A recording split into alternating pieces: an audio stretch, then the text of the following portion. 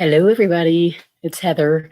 I just decided spontaneously to go live probably like last night. My mind was just moving. I was taking some time for me. I was relaxing, trying to get myself de-stressed a little bit.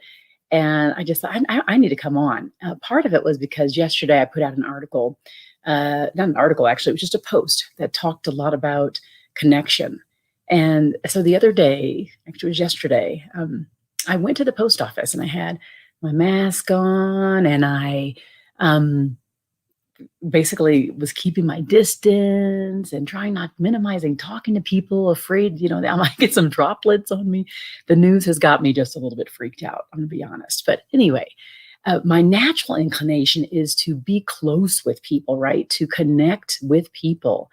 And so I'm in line and people were talking and you could see everybody just needed to have that connection. They needed to have that conversation. And I felt myself moving really closely to people and then making myself back up because I didn't want them to be uncomfortable. So I'd go close and I'd back up. And all of us were just looking at each other like, what do we do? We're in a really long line outside of the post office. And we're just wondering, how do we connect?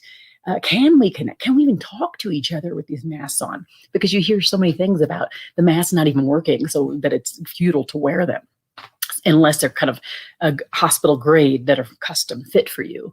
So anyway, there's a older woman that comes up and she's got a cane. And again, my natural inclination is to get her like from the curb, grab her up, help her over, put her in front of me. And it hurt because I couldn't have that kind of closeness with her. She was talking to me. I was talking to her at a distance, but I couldn't be there to help her, to guide her up to where she needed to be. And it hurt a lot. It hurt because I'm so used to connecting with people. I believe in collaborating. I believe in connecting. I believe in hugs. I believe in kissy faces. It's just who I am. And to be at a place and be out in public where everyone is so guarded, I felt like then I was guarded. And be honest, I was just in pain over it. It made me realize after I put that post out there on Facebook and on LinkedIn, how much we all depend so much on hugs, on connection, on real connection. I'm here with you now, and you may feel a little connection. You may feel some connection when I do posts, but when we see each other in person, it makes all the difference. It's interesting because I would always coach leaders, and when I'm coaching them or when I'm doing talks, I always talk about taking one-on-one time to sit with your people, to sit one-on-one across from them, and for you to look in their eyes, and for you to it's kind of like you're taking in the sensory experience, the smells, the hug, the touch, all of those things. And when we think about it, as babies early on, our brains need to have that closeness with our parents. We need to know that we're loved and are brought close to our parents. And it makes us feel loved and more connected. And so now we're in this place where it's social distancing, physical distancing, whatever we want to call this. And now this desire to be kind of held close. Of course, we can be held close with those that we live with in our home.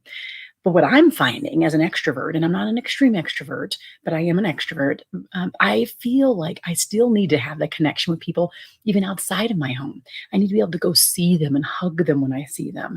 I need to be able to shake their hand. I need to be able to sit near them and just smell it. All of those senses that we lose when we have to stay here. So that's one of the reasons why I decided to come on. And I will have a guest joining us shortly. I'm going to look now on LinkedIn because I can't see it right in front of me. So I'm going to look right here and see if anybody is out there in the world, because as I'm staring into this camera, I can't actually see if anybody is actually out there. So I'm going to do that now. And let's see.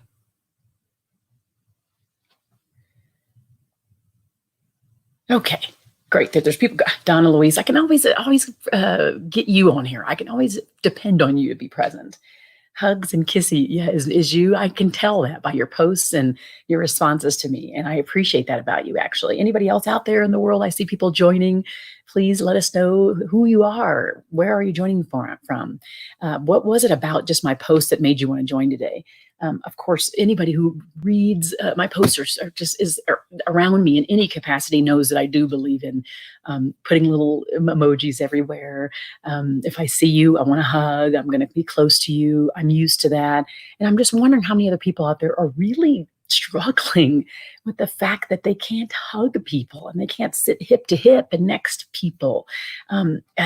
What is it doing to you? Because for me, I have a void. Even though I have 6 of us in this house, 4 children, and I snuggle with them and with my husband, there's still something missing because I'm used to having that extended world around me. So let me see if anybody's responded to that, and then I want to move on to some of these other topics too. So people are coming on, people are jumping off, on and off, but who are you? I see Donna Luisa was so nice to let me know she was there. If you're watching, let me know. And stay tuned, because in the next 15 minutes, we will have a special guest that will join and go even deeper about this desire to connect, to hug, this need deeply in us to have it, and how it helps. Here's a little hint, how it helps our brain a little bit. Okay, so one of the things that's been interesting, I think most of you know this, I've been writing this next book, and the book is called The Art of Caring Leadership. And it's not coming out till next year, May of 2021. But the process to get here was an interesting one. And now at home, wanting to be connected with people, it's been hard for me to really, really focus. And I have been taking the time every day to focus, but it's been really hard to do so. And what I've been doing is, because I'm reading through podcast transcripts and different things like that, I'm going through and I'm visualizing myself sitting with those people, kind of across from those people, as if they're talking to me, so that I can feel that connection to the people and the words that they're saying.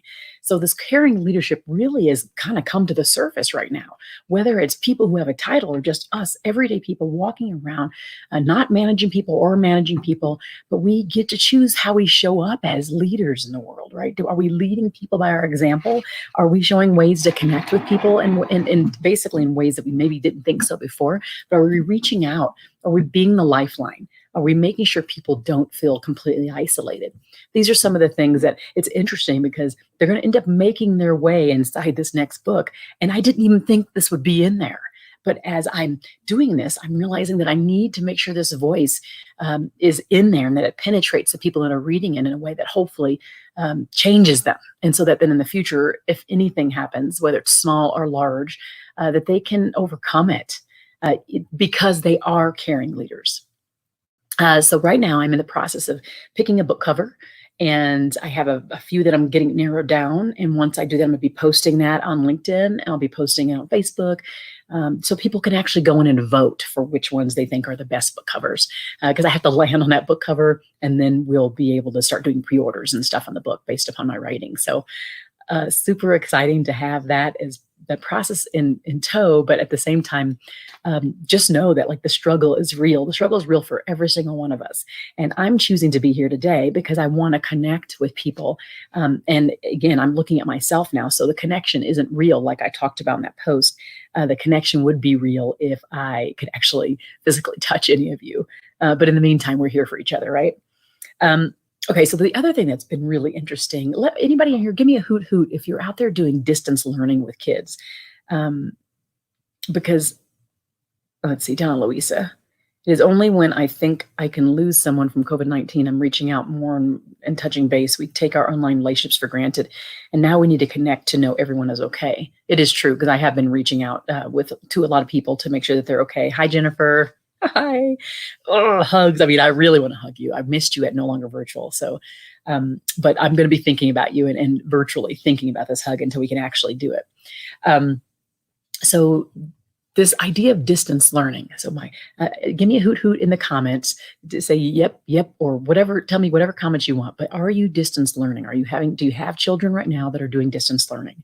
And actually, are you distance learning? So this is the perfect time to be doing personal and professional developments. Or have you been, tuning in on more webinars? Have you been looking at any online LinkedIn training? What is it that you've been doing to really grow yourself during this time? But at the same time, if you have children, and I have 4 of them, and they're doing distance learning. And it's been really interesting, because there's one kid who wants to hum while another one is on a Zoom call telling them to shush up. Well, they're saying it not as nicely as that. They're saying shut up. Another kid who's just completely inward and is fine with being there. And another kid who's just like, can I please go to school? And so it's been really a tough emotional time. And interesting, like, they're on Zoom calls and they're like, I do not want to get on another Zoom call. But then we want to keep them connected to their friends during this time. So I'd love to hear any comments or feedback related to distance learning, what you're doing right now with your kids. So we are leaders in our home. And we can show a caring leadership to them to make sure that we give them what it is they need right now, because it's a tough time for them. We don't really realize what they're going through from a mental perspective when they're having to be away from their teachers and away from their friends, out of their process, the normal way of doing things, and expecting them to learn. I mean, I have one kid who does very well with grades and is very driven, but there's some things that are just harder for him because he's having to do things without having teacher instruction, in most cases live.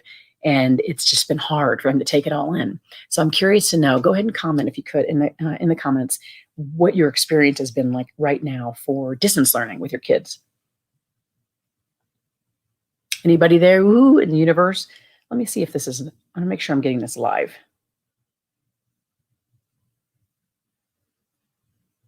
Let's see. Sorry, this is the part that drives me the most bonkers. I can't see anything on the screen.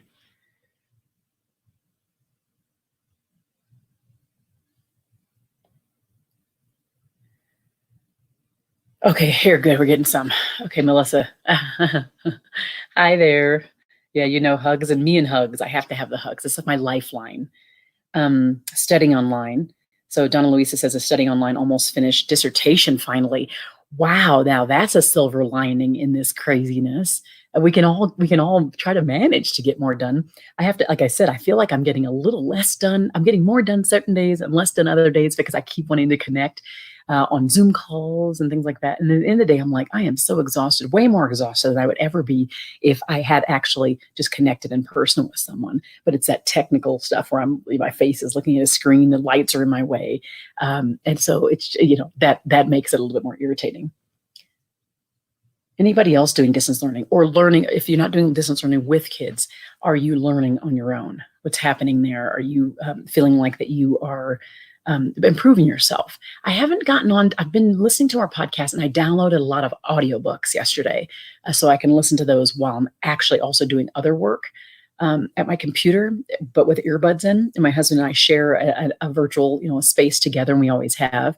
And my kids are all, we're all over the house, spread apart. I'm telling you, it's kind of funny. Like I have to pick a corner, and sometimes it's not my office. Right now, I'm in my basement with my virtual background, and I'm standing up, just looking at my computer screen. It's all kind of hilarious and surreal, isn't it?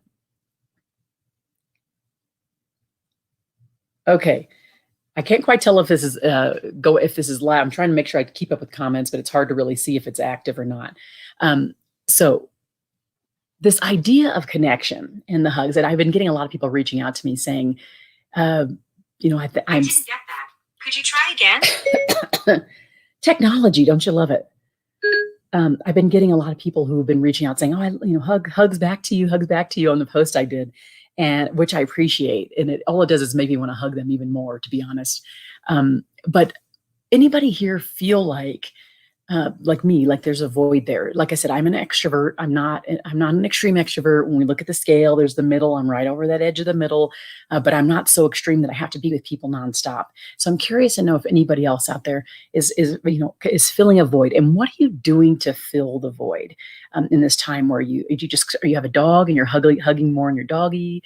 Okay, we can keep this. Make sure we keep this PG as well when I say that. But are you hugging on your dog? What's happening? Are the Zoom calls filling you up?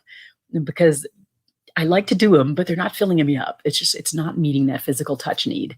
And I didn't realize how important that was until right now when I can't really do it as much with people unless they're at my house.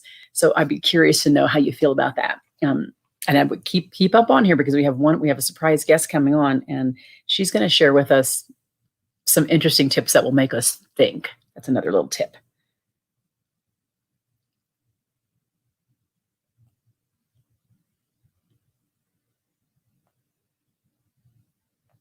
Okay, who is there? Who is there? Okay, so here's what we're going to do.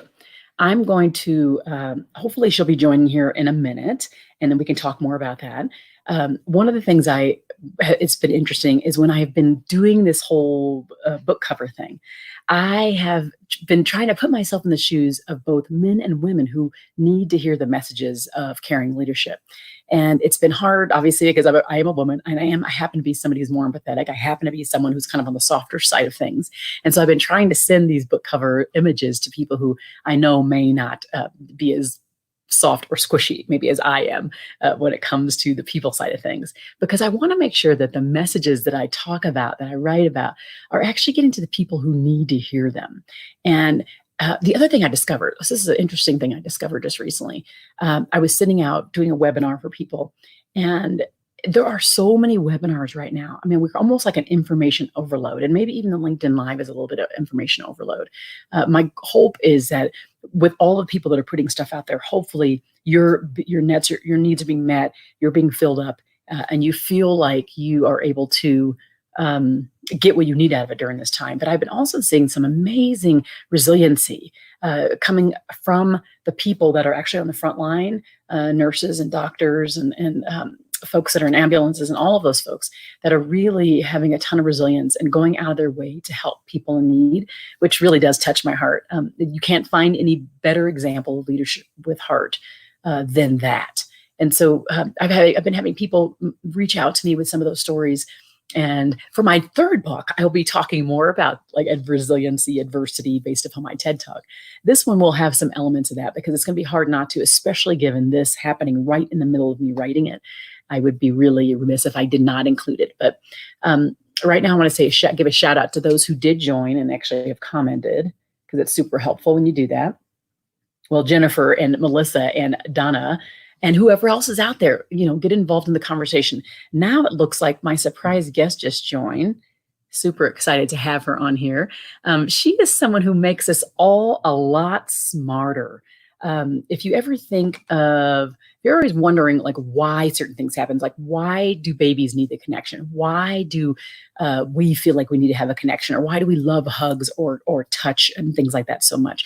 And so now I'm happy to have Melissa Hughes on here. Can you hear me? Hi, I can hear you. Can you hear me? Hey, I am so excited that you're joining. It's just, I kind of, well, number one, I thought about you. I appreciate you doing it such a last minute, because I was sitting here, I was working out. And so all of those positive chemicals are coming in my brain, and I'm like, oh my gosh, I've got to get Melissa on here to talk about this thing that people seem to be receptive to. This desire to have this connection, the hugs, you're hosting today, you're hosting the happy hour with Humans First, and everybody's coming, and there's like 50, 60 people that are joining, and they want to be so connected. And the interesting thing is I do that, and there's a partial connection, a partial filling up, but I'm not fully filled up. Like I just can't, like when I saw you guys at No Longer Virtual and I'm hugging and I'm like, come here, like I just wanted to be near everybody and we wanted to sit near each other. And I call it a sensory experience. I've always called it, before this whole thing happened, I always tell managers, sit with your people to have they need to have the sensory experience.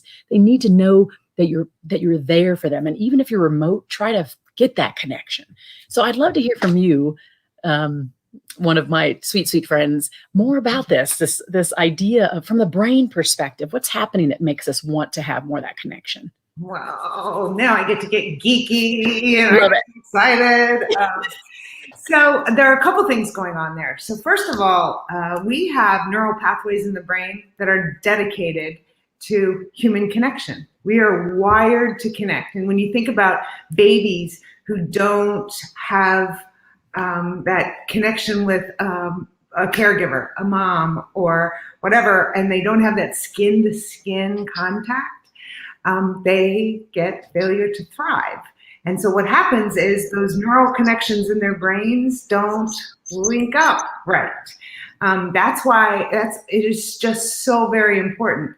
So as we go through our lives, we find those connections in other ways. From a professional standpoint, we need the one-on-one connection. We need human touch even. And so I hear all of the HR people out there just cringing, and it's not that kind of human touch, but I mean, just putting your hand on someone's arm or a hug, those are so very important, because what happens in the brain is we release oxytocin. And oxytocin is one of those really great feel good chemicals, but the other thing it does is it stimulates activity in the thinking part of the brain, which is the prefrontal cortex. So when we are so disconnected, and I was listening to you earlier talk about, it's great to do all of these Zoom room meetings, and this is what we have right now, and so let's take advantage of them, but it isn't the same. So one of the reasons that I think it's not the same is because we are just immersed in this black cloud of uncertainty. And we don't know how long this is going to last. And that uncertainty is, our brain doesn't like uncertainty. Our brain processes uncertainty the same way it processes threat. Like a big old alligator, or, our ancestors, the saber-toothed tiger. And now it's uncertain everywhere we look. It's in our jobs, our, finances, our neighbors, our family, our own health. Everything's really uncertain. So to your point about connection, that human connection that we can find any way we can find it actually helps us feel like we're in a little bit more control in our lives. And it tempers that uncertainty, and it gives us kind of that sense that everything is going to be okay. Don't know how, don't know when, just know that it will. And we get that from each other. We give each other that sense. Yes, like even seeing your face, I'm like, that's my noise. Of course, I'd rather see you in person, but in the end, this gives me something for sure. And like I was saying, like that example, it hit me. I was feeling a certain way, about all of this with the disconnect with people. And then, but when I was at that post office yesterday and I'm with my mask and everybody's with their mask and we're all like hiding from each other and we're all, some people are talking and some people aren't, some are really talking. I'm like, dang, that person's really talkative. And I keep thinking, and I'm thinking because of the news, like I said, my brain is all messed up, and I'm thinking, oh gosh, these masks really it gives us a false sense of safety. And so unless they're the ones that are fully protecting you and custom fit for, like, for example, people in the hospital, it's not really doing it. So my mind is doing like two things. It's going like, oh, I really want to talk and I want to connect and I actually want to get closer and I hate this 6 feet thing.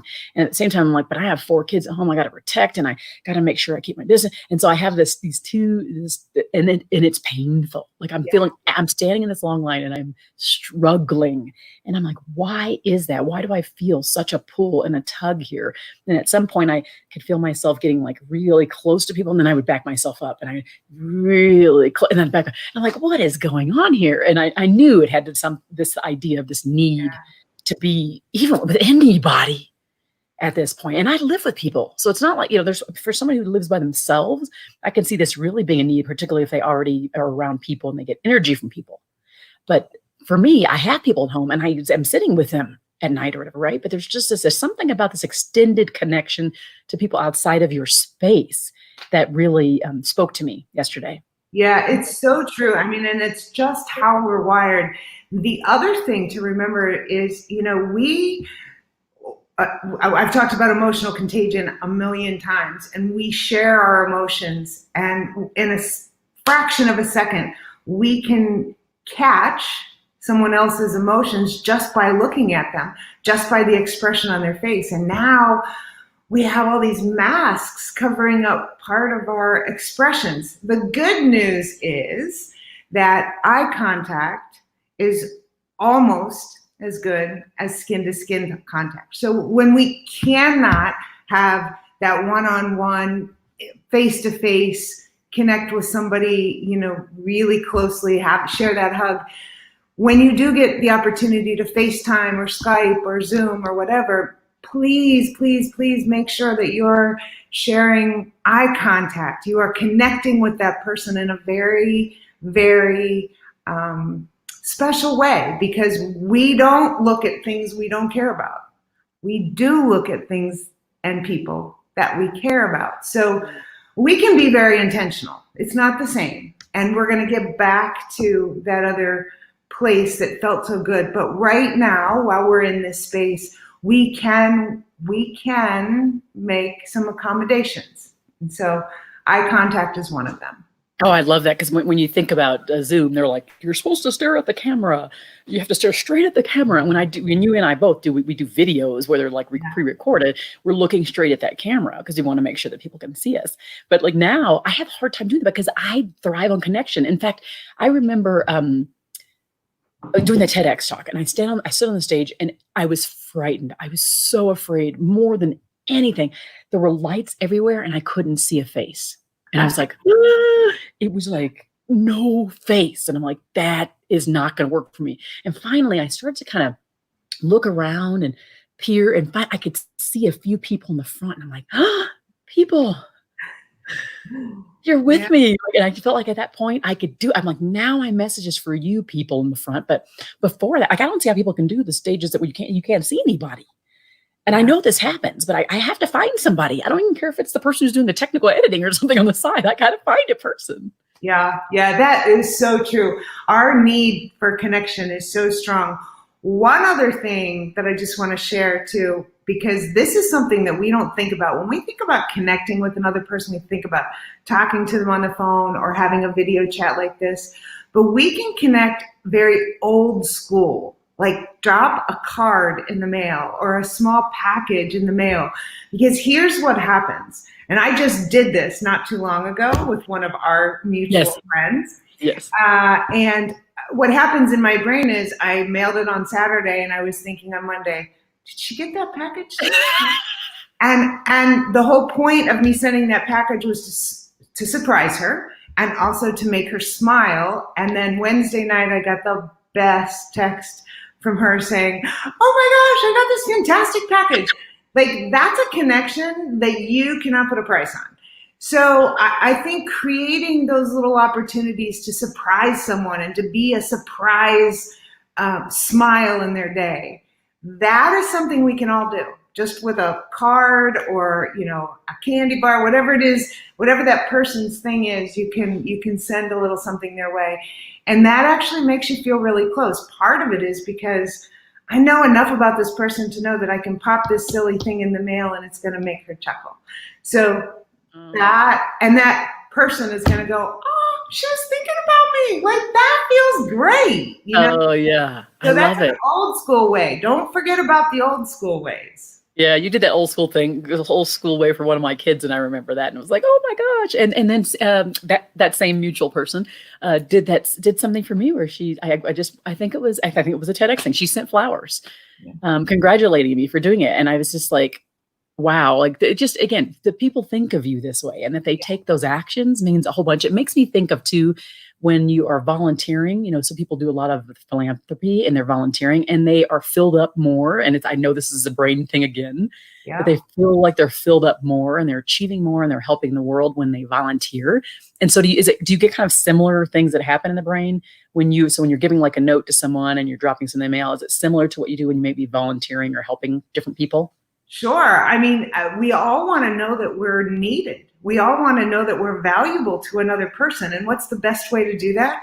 To be valuable to another person. I mean, I do volunteer work myself, and I can tell you that I know that I get far more out of that than the people that I work with. Far more. So one could argue it's a selfish exercise, I guess, because I know that I'm getting more out of it.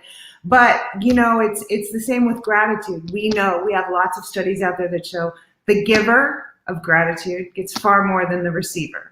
So when you share a genuine, sincere expression of gratitude, that makes you feel so much better than the person who gets it. And you know that the person who gets it is feeling great. So imagine what Absolutely. Your own brain.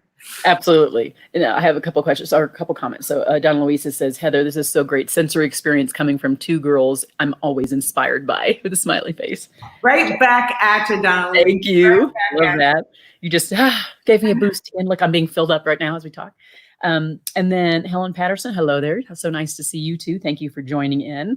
And, I just last night, just spontaneously, I was like, I got to get on there. I'm going to talk some more about my post that I put out yesterday. And then I want to bring on one of my really good friends and somebody who I knew would add another angle onto this discussion, and I wasn't even going to try to go there. I am not a great scientist. So I was like, yeah, I'm not going there. I'm going to bring on somebody who I know. And I thought about, adding in more people. And I'm the only child. So for me, I don't have siblings. And I always had that thing where I needed to reach outside myself and bring friends in and kind of, envelope them right in me and the Heatherness. So that's always been really important to me. So now during this time where I can't go out and see clients or I can't go out and be with friends, I, find myself doing a lot more collaboration. So I'm just thinking like, how can I add 5 more people to this thing? How can I bring in 3 more? I like these people are here and I want to be with those people. Like, so how can I do that where they shine and we just have fun together as they're shining? And that's one reason, another reason why I like the podcast, because I love to be able to bring out that greatness inside of people. I like people to hear like how much amazingness exists inside of some of these people that I bring on. I don't know if you listened to Arlene's podcast yet. Arlene was at No Longer Virtual with us. Mendoza. Yes. Yes. Yes. She's just amazing. I mean, I was like, I had 15 minutes. For anyone listening, you must reach out to Arlene Mendoza. You will be so happy you did, because she, aside from just being a smart lady, she has this like positive vibe that you can't help, but it just makes you smile. You just can't help it. So yeah, the level of innovation. I mean, right now it's like I want to talk to her again to be like, okay, tell me some innovative stuff you're doing, because that was the thing that hit me so much. I could not believe how innovative and strategic she was. So yeah, if you are out there listening and you aren't connected to Arlene Mendoza, absolutely do that. And Donna Luis says, always feel that positive vibe when I get mail from Melissa in my inbox. It's so personalized and I'm always thrilled to open it. That just made me dopamine rush. Hashtag dopamine rush. Thank you, dopamine. I know, isn't it?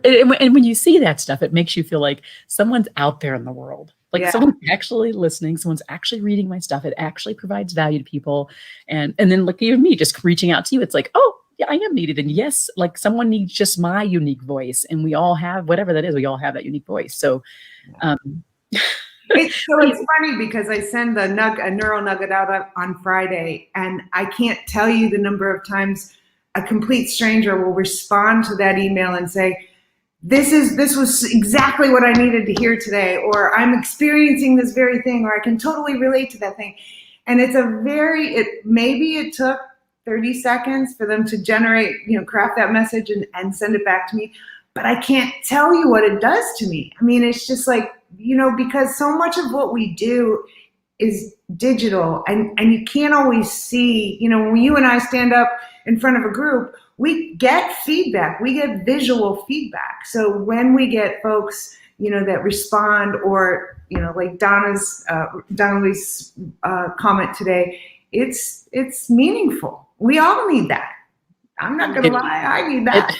Well, because sometimes it takes, it's like for me, it's hard for me to come up with the time sometimes to put together that email newsletter I do every week. And so then when I put it out, I'm like, okay, is somebody in the world listening? And I think I was like, are you there? Anybody there? Like, and so I think that's the thing with, and I do like input, feedback input by visually, by receiving it through, people liking things or sharing things.